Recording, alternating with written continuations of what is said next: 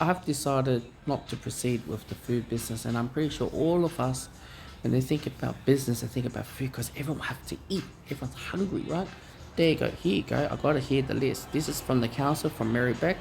I am not gonna scroll all the way up or all the way down because that's my information. That's the council information. I don't want to spread out.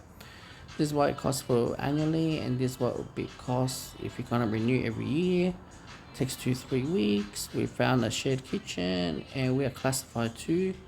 Classified two, and then yeah, I am not. It's a classified high risk. So classified two is many of the people who thinks about this selling on Facebook Marketplace or whatever. They think of, oh, you know what? I know my Nonno's secret recipe. I want to make it up. I want to cook it up, and then I put in the fridge and freezer. And if I have orders or whatever, I can deliver it. Food that's not classified immediately high risk is those cooked and put in a hot food warmer or serve the food straight away. But yeah, it kind of makes sense when the food is been sitting there for a while, and then you never know, customers may not reheat it properly or whatever. And let me just put. So yeah, first things first, you try to get a form of food handling license or certificate, and it just shows you on the food certificate classification what needs to be audited or not. And we were classified as number two.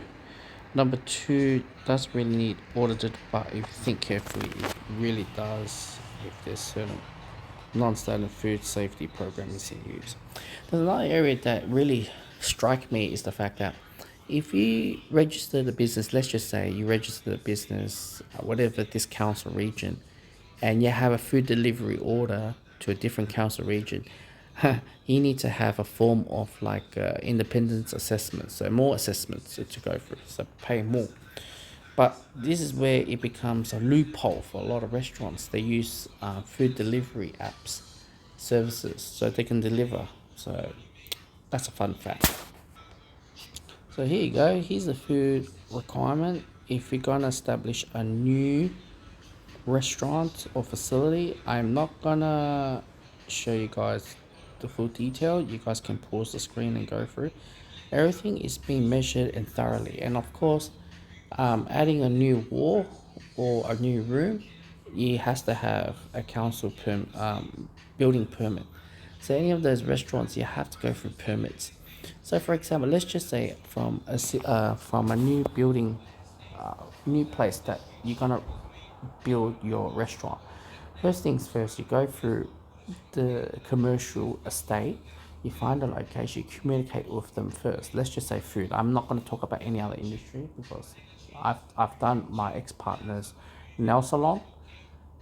They talk about like hygiene care and beauty care and the standards and everything, and what needs to be worked and what not to be worked. But the food regulators too much. But the area that I know is that building a new wall or building a new room, it needs to be a building permit.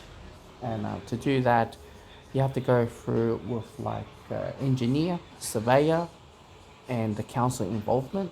So you understand like some of the new restaurants that you always see, you're like, oh, a new restaurant, which wasn't existing a restaurant of the previous owners, and they changed the class into a food class.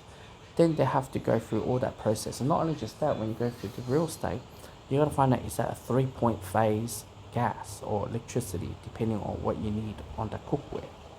Especially in the kitchen, you need 3 point phase gas, right? And when you think about the whole thing, you go for the council, you gotta get architecture paper, building plan, engineer and surveyor before your business is being, established, being built. The easiest way is to buy existing business, and you avoid all this stuff because you just do a little bit modification that meet their requirements, whatever. Need to be changed or need to be new freshly paint or whatever.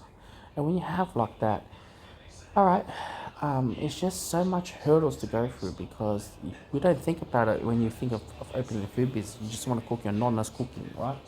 And you want to serve your nonna's taste out in the world. And one of the areas that I looked at is we really underestimate, like, let's just say you hire workers, all right? Each worker has work compo, insurance, super, Then you have to, do taxes, and plus you got to do GST from your side. On the business, you got to do FPOS, you got to do taxes as well, food delivery cut as well. I don't understand how restaurants survive food delivery. They get like up to 30 or 30 plus percentage. They got 33% on tax, and you got 10% GST. By the sound of it, it's already 70% is gone. And not only just that, you got rent, insurance, public liability, what else? Stock, appliance, maintenance, repair. Maybe I haven't covered all of them, but you kind of get what I'm saying, the whole thing. So it's pretty full on, the whole thing, and also you have to do the food, graded and everything like that. We'll use chemicals and everything like that. It's just another ball game. And those who's thinking of opening a food business, that's how much hurdles you have to go through. I'm pretty sure food business will come to our mind. But if this was in a third world country, they cut most of them out and they open a food business at the front of their house or the public streets, whatever.